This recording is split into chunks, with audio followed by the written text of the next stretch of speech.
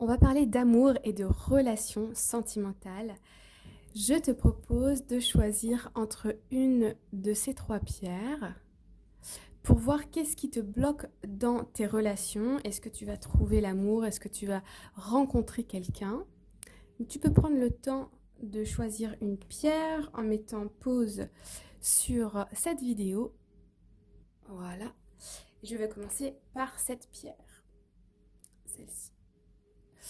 Alors, on est parti pour les personnes qui ont choisi le cristal. Première carte, on a la carte du Chaser, ok.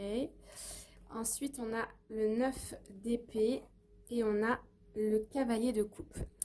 Bon, alors déjà, bonne nouvelle, il y a une rencontre qui arrive à toi prochainement. Par contre, ici, on voit que tu as tendance à être dépendante dans tes relations amoureuses. Tu as tendance à attendre de l'autre qu'il vienne à toi. Et dès qu'il s'échappe, là, c'est une grande angoisse. Dès qu'il commence à prendre de la distance avec toi, ça, t'as peur d'être abandonné, c'est la peur de l'abandon ici, hein. La codépendance dans une relation amoureuse. Et on voit ici que pour pouvoir accueillir cette nouvelle relation et pour pouvoir faire en sorte que ça dure sur le long terme, il faut travailler les raisons de pourquoi tu te sens, c'est quoi cette blessure d'abandon que tu as en toi, d'où vient-elle? Et en prendre conscience, déjà, ça va te permettre de résoudre pas mal de choses dans tes relations amoureuses. Pour les personnes qui ont choisi la pierre bleu foncé, alors on a le marteau. Donc ici, on nous parle de sabotage. On a le cavalier de pentacle et on a la reine de coupe.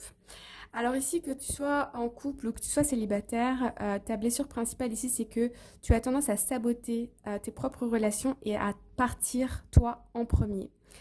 Je pense que c'est une protection de l'ego. Ici, on me dit que au fond de toi, tu n'es pas sûr de mériter l'amour et que tu as peur du rejet. Et c'est pour ça que tes relations, parfois, elles ne tiennent pas, parce que du coup, tu vas arrêter au premier conflit pensant que l'autre va te quitter. Et c'est en prenant conscience que tu mérites l'amour vraiment et que un conflit ne signifie pas une rupture, mais juste voilà, un problème à résoudre entre deux personnes, et que dès que tu vas prendre conscience que la relation peut continuer, dans ce cas, tu vas voir que tes relations vont être plus durables. Mais ici, vraiment,